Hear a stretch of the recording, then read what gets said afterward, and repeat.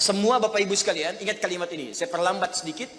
Bonus yang Allah berikan kepada orang yang menjadikan 4 ini sebagai model dalam kehidupan. Bonus cepatnya, maka amalan yang ia kerjakan akan mempermudah doa dia dikabulkan. Tadi saya contohkan sedikit kan. Syuhada nggak usah ditanya. Orang-orang para syuhada itu bahkan sebelum wafatnya diberikan jalan-jalan kemudahan oleh Allah. Bahkan sebelum wafat kalau benar syahidnya, itu banyak doanya yang dikabulkan. Bukankah para ulama bagian dari mujahid fisabilillah? Berapa banyak para ulama yang mengangkat tangannya dikabulkan? Imam Ahmad bin Hanbal pernah lewat, kemudian ada seorang mengatakan, Syekh, anak saya sakit, tolong doa kepada Allah. Kata Imam Ahmad, kamu ini doa-doa sendiri katanya. Imam Ahmad ingin mengajarkan, kamu kan masih punya lisan. Kamu masih punya kemudian kekuatan, minta dulu sama Allah supaya ada ikhtiar. Orang itu tiba-tiba pulang, ya dengan perasaan dia agak kecewa karena Imam Ahmad tidak mendoakannya. Ternyata ketika dia pulang, Imam Ahmad berdoa kepada Allah. Ya Allah, sembuhkan anak si fulan itu. Pulang, anaknya sembuh. Allahu Akbar. Di doa ulama itu kalau benar kealimannya, kalau benar ilmunya dan khasyahnya kepada Allah, itu hujah di lisannya. Bahkan firasatnya nyata. Kadang dikasih dalam mimpi, kadang kemudian bermohon kepada Allah tanpa diketahui. Ada. Solihin juga demikian. Bahkan turun Quran surah kelima ayat 35. Ya. Paling kanan sebelah bawah, ya ayyuhalladzina amanu taqullaha wabtaghu ilaihil wasilah. Hai orang-orang beriman, tingkatkan terus takwamu kepada Allah dan jadikan takwa itu sebagai wasilah untuk meminta kepada Allah dari apa yang engkau inginkan. Dan kalau Anda cari takwa di Quran, bentuknya amal soleh. Tidak pernah kalimat takwa disebutkan dalam Al-Quran kecuali pada umumnya akan menyebut amal soleh. Contoh, kalimat takwa pertama langsung disebutkan orangnya di Al-Baqarah ayat 2. Dzalikal kitabu la hudal lil.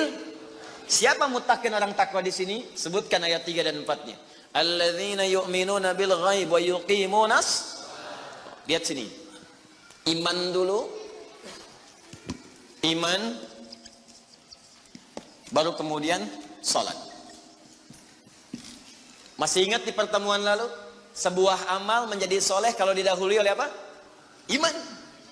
Di iman itu nggak akan dipisahkan dengan amal soleh. Ada iman, maka amal berubah jadi soleh. Dalilnya Quran surah ke-103. Walas innal insana lafi illa alladzina amanu iman wa amilus soleh. Amal soleh. Apa wujudnya amal soleh itu? Jadi rumus cepatnya begini. Iman akan melahirkan sebuah amal yang dengan sifat iman ini menjadi soleh. Kalau iman dipadukan dengan amal soleh, maka akan berubah menjadi takwa namanya. Karena itu ketika Allah menyebutkan kalimat takwa dalam Al-Quran, baik dengan kata benda, ya, noun, muttaqin, muttaqun, atau kata kerja, verb, fi'il, tattaqun, yattaqun, ittaqau, pasti setelahnya akan bertemu dengan iman dan amal saleh. Dzalikal kitabu la hudalil. Siapa muttaqin orang takwa di sini? Alladzina yu'minuna bil ghaib wa iman lis salat. Wa mimma razaqnahum infaq, dan seterusnya. Al-Baqarah 183. Ya ayyuhalladzina amanu kutiba alaikumus iman, ya ayyuhalladzina amanu kutiba alaikumus syiyam, puasa. Kama kutiba alal ladzina min la'allakum taqwa. Jelas? Maka ketika lihat rumusannya, lihat formulanya. Ini agak jarang dibahas ya. Perhatikan formulanya. Kata Allah di Quran surah ke-5 ayat ke-35. Ya ayyuhalladzina amanu. Hai orang-orang yang telah beriman. Alhamdulillah modal ini ada. Masih beriman? Alhamdulillah. Berarti modalnya sudah ada kan? Nih, yang dipanggil ini. Hai orang-orang yang telah beriman. Yang belum beriman tidak hai. Ittaqullah. Tingkatkan takwamu kepada Allah. Yang diminta ini. Perhatikan rumusnya. Hai orang-orang yang telah beriman, tingkatkan takwamu kepada Allah. Wabtaghu ilaihil wasilah. Dan carilah dengan peningkatan takwa ini wasilah untuk mengabulkan doa-doa yang kita mohonkan. Jadi kalau kita ingin cepat dikabulkan doanya, dituntaskan persoalan hidupnya, maka kata Allah rumusnya tingkatkan apa? Takwa. Sekarang kita ingin tingkatkan takwa, apa rumusnya? Takwa itu formulanya iman plus. Nah, intinya di sini amal soleh. Jadi kalau kita kumpulkan amal soleh, kumpulkan, itu salah satunya ciri meningkatkan takwa. Kenapa takwa ditingkatkan? Untuk mengentaskan problem kehidupan kita. Bahkan nanti ada yang belum berdoa, saking tinggi ya takwanya, itu masalahnya diselesaikan oleh Allah tanpa dia meminta. Dalilnya Ustaz, Quran surah ke-65, di akhir ayat kedua. Di akhir ayat kedua, di awal ayat ketiga. Wa may yattaqillaha yaj'al lahu makhraja wa yarzuqhu min haitsu la. Siapa yang mampu meningkatkan takwanya kepada Allah, salatnya meningkat dari yang fardu tambah sunnah, amalan hartanya meningkat dari zakat tambah infak, amalan Qur'annya meningkat dari sekedar baca mulai kemudian tilawah atau mulai menghafalkannya, amalan puasanya meningkat dari Ramadan mencari sunnah-sunnahnya, tingkatkan. Maka pengertian persamaannya ya ja'allahu makhraja. Semakin meningkat takwanya, semakin aku tuntaskan semua persoalan kehidupannya. Di Bapak Ibu kayaknya nggak dapat masalah, padahal Anda tuh mengalami masalah sebetulnya. Cuman masalahnya sebelum dialami diringankan oleh Allah sehingga seakan-akan tak terasa. Ada yang langsung masalah dihadapkan di depannya, tapi diberikan ketenangan dalam jiwanya sehingga perasaannya nikmat saja. Padahal sebelumnya tidak begitu. Macet, sebelumnya menghujat, kadang mencela, klakson nggak berhenti, ya, bikin status juga, langsung kasih komen negatif, ya, Jakarta kesini banjir, siapa gubernurnya, misalnya, apa solusinya? Ini begini, ini begitu, apa solusinya? Apa ketenangan yang kita dapatkan? Tapi ada orang yang ketika dapat macet, tiba-tiba, Allahu Akbar, dia cuma klik dengan satu tombol, klik keluar murotal. Alhamdulillah ya Allah engkau kasih macet. Kalau enggak macet seperti ini, bagaimana aku kemudian mendekat kepadamu dengan mendengar murotal ini? Ternyata ketika macetnya 15 menit, hafal ayat 3 ayat. Selalu ada hikmah dalam kehidupan. Sedang zikir, ada yang berdoa, itulah yang dimaksudkan. Dientaskan persoalan, diberikan ketenangan, dan dipahamkan tentang nikmat yang diberikan. Ada orang yang minta dulu. Nah nanti orang soleh ini, solihin, itu diantara mereka bertawasul dengan amal solehnya. Ada yang sering bersolawat, tawasul dengan solawatnya. Ada yang sering infak, tawasul dengan infaknya. Bukankah kita pernah mendengar kisah yang sangat viral? Padahal masa itu belum ada media sosial. Tapi sampai kekinian sekarang. Kisah ini terjadi sangat lampau. Sampai sekarang lewat 15 abad masih viral, dibukukan. Perhatikan, kalau kita ikhlas, maka semua kisah kebaikan kita akan diangkat sampai di masa yang tidak batas, sampai terjadi hari kiamat kembali kepada Allah Subhanahu wa taala. Walaupun komunikasi alatnya tidak lengkap. Pernah dengar kisah 3 orang yang sedang berjalan kemudian tiba-tiba ada hujan, berlindung masuk ke sebuah gua. Begitu masuk di dalam gua itu, kisahnya sangat populer sekali sampai ada di Sahih Al-Bukhari sampai sekarang sedang dikisahkan. 3 orang laki-laki sedang berjalan beraktivitas. Tiba-tiba datang hujan deras, berlindung masuk ke dalam sebuah gua. Ketika duduk di gua itu tanpa sadar batu dari atas menggelinding menutup ke dalam muka pintu gua itu. Pus, rap. Saking padatnya tidak meninggalkan celah yang cukup untuk mereka keluar. Akhirnya setelah reda berusaha untuk mendorong. 3 orang nggak sanggup. 1 lemas, yang 2 dorong makin nggak sanggup. 1 lebih lemas, 1 orang dorong ya sama betul-betul nggak sanggup. 3 aja nggak sanggup, 1 pengen dorong, nggak bisa. Akhirnya yang paham rumus ini, dari 3 orang itu, mulai berkata kepada teman yang 2, ini mustahil kita bisa kemudian tuntaskan, kecuali kita bertawasul dengan amal soleh yang pernah kita kumpulkan dalam hidup. Jika kita sudah merasa tak mampu sebagai makhluk, maka ini tanda dari Allah untuk meminta kepada Khalik. Dan disinilah kita disadarkan oleh Allah pentingnya amal soleh. Maka kalau kita sudah merasa amal soleh kita bermanfaat, bahkan bisa dipakai dalam doa, nanti akan semakin semangat amal solehnya. Itu rumus Pak Bu. Di sekarang banyak orang itu tidak mengerti kenapa mesti beramal soleh. Karena itu ketika diminta beramal, malas. Maghrib sudah sholat, begitu isya dan Allahu Akbar, ayo isya. Kok cepat amat, barusan udah maghrib sekarang isya lagi. Tapi kalau orang yang mengerti, Allahu Akbar, mudah-mudahan tiap menit sholat. Kata bisa minta. Minta. Bukankah dalam sholat itu minta?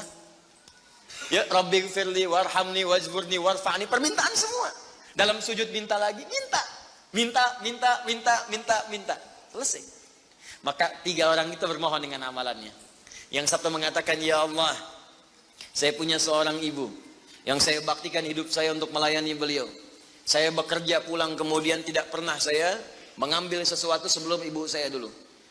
Apa yang saya lakukan sebelum tidur, saya kemudian siapkan susu untuknya saat bangun, kemudian saya berikan terlebih dahulu. Saya tidak pernah menyentuh makanan sebelum ibu saya terlebih dahulu menyentuhnya. Satu kali saya datang, ya Allah, mendapati beliau sudah tertidur. Maka saya tidak berani menyentuh kemudian makanan itu. Dan saya punya kebiasaan ketika bangun saya siapkan air susu. Ya, saya bayangkan ibu memberikan ASI kepada saya, maka sekarang saatnya saya memberikan susu kepadanya. Kemudian saya tunggu di sampingnya, saya sampai ibu saya tertidur sampai bangun. Ketika dia bangun, saya tidak pernah terangkan kepadanya bahwa saya memegang nampan itu dari sejak malam sampai dia bangun. Kemudian saya tuangkan, saya minumkan kepada beliau, setelah beliau menyentuh baru saya makan. Kalau ini menjadi amal soleh yang pernah saya kerjakan, ya Allah, dan Engkau ridha dengannya, mohon bebaskan kami dari kungkungan batu ini. Yang tadinya tidak bergerak, begitu didorong bergeser. Mau keluar masih susah. Ya, ini pertanda dari Allah ingin mendengar semua amalan-amalannya supaya adil terdengar keseluruhannya. Kedua, ya Allah, saya pernah mimpin suatu perusahaan. Kalau bahasa kita sekarang, saya pernah punya bisnis, ya Allah. Kemudian ada karyawan saya, tiba kemudian pamit meninggalkan pekerjaan, tapi gajinya belum saya berikan. Lantas saya simpan gaji itu, dia tak kunjung datang. Kemudian saya berinisiatif, ya Allah, untuk menjadikan gajinya dia sebagai modal, karena khawatir kalau pulang nilainya sudah berkurang. Maka dibelikanlah oleh saya, ya Allah, kambing. Kemudian dikelola kambing itu. Sampai bertahun-tahun datang, kambingnya sudah penuh, ya Allah, dengan berbagai kandang. Ternak sudah banyak, selapangan sudah kumpul. Begitu dia datang, saya berikan kepadanya semuanya itu, dia mengatakan, kamu bercanda ya? Gaji saya kan cuma 1 juta, kenapa dibalikin tiba-tiba ada 1000 kambing? Orang ini mengatakan, kamu bercanda? Kata orang tadi, tidak, saya tidak bercanda, tapi ini hak kamu yang saya kembalikan. Dikisahkan kisahnya. Saya belikan kambing, saya jaga dengan rawat dengan baik. Lantas dia mengambil semua kambing itu, ya Allah, tanpa memberikan kepadaku sedikit pun.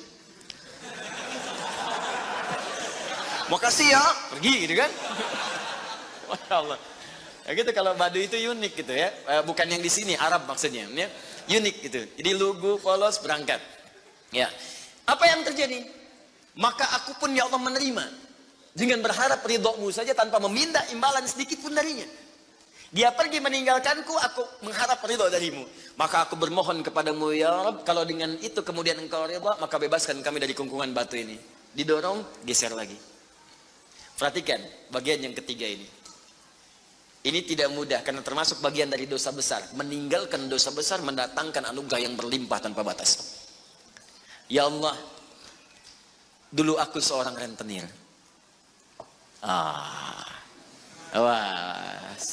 Banyak sekarang nih, ya, yang benjol-benjol, yang catat-catat. Dulu aku seorang rentenir, ya. Kemudian, ya Allah, aku pinjamkan kepada orang-orang untuk mengambil bunga yang berlipat dan lebih banyak. Tapi aku mencintai seorang putri dari pamanku. Setiap aku lamar dia selalu menolak. Putrinya itu orang soleh, Pak, Bu, baik. Makanya di Quran jelas orang soleh nggak akan dipertemukan dengan yang kurang baik. Tapi jangan pesimis dulu. Caranya jadi orang baik dulu, nanti akan diarahkan pada yang baik. Sabar. Datang sendiri nanti. Ya. Maka apa yang terjadi? Satu saat aku punya kesempatan karena pamannya ternyata butuh modal, aku pinjamkan. Lama dia kemudian tidak bayar-bayar sampai menggelinding hutangnya begitu banyak terkumpul. Datanglah kemudian anak gadisnya kepadaku untuk minta keringanan. Maka aku katakan kepadanya, malam ini pun hutang bapakmu aku akan lunasi seluruhnya tanpa kecuali kalau malam ini engkau mau bergaul denganku. Maka anak perempuan itu sedih, merasa terancam, tapi tak mampu berbuat banyak untuk bapaknya, dia pasrah kemudian mengiyakan. Di malam itulah sejak aku siap-siap untuk menggaulinya, tiba-tiba si gadis itu dengan fitrah lisannya mengatakan, nih kalau orang nggak pernah maksiat, ini kalimatnya itu tinggi sekali. Besar, pengaruhnya banyak. Kata perempuan ini, ittaqillah, paman, bertakwalah kepada Allah. Satu kalimat di gadis itu menggetarkan pada jiwaku, melahirkan rasa takut yang sangat dalam. Aku lari meninggalkannya sambil mengatakan, sudah, bapakmu tak ada utang lagi padaku. Dan aku lari meninggalkannya. Ya Allah, kalau dengan perbuatan itu engkau ridha yang menjadikan aku bertobat sampai sekarang, maka mohon ya Allah bebaskan kami dari kungkungan batu ini. Begitu mau didorong, batunya sudah menggelinding jauh meninggalkan mulut gua itu. Kumpulan amal soleh yang digunakan wasilah untuk berdoa, terkadang akan cepat mampu mengabulkan apa yang kita mohonkan. Apalagi kalau yang dimintakan adalah pengalaman meninggalkan perbuatan maksiat yang besar. Kadang maksiat-maksiat itu jangan diikuti. Jauhi, tinggalkan. Nanti saat butuh, minta dengan amalan itu. Itu boleh, ayatnya ada. Yang nyuruh Allah berarti Allah yang menetapkan jalan. Salah satu formulanya mengerjakan itu supaya semangat beramal soleh. Amal soleh itu kan cuma dua. Kalau enggak if'al, wala taf'al. Do it, live it. Kerjakan, tinggalkan. Kerjakan sholat, jauhi zina. Kerjakan kemudian infak, jauhi bohong. Kerjakan ini, tinggalkan ini. Anda cukup kerjakan, tinggalkan. Dan dengan wasilah itu minta kepada Allah. Jelas di sini?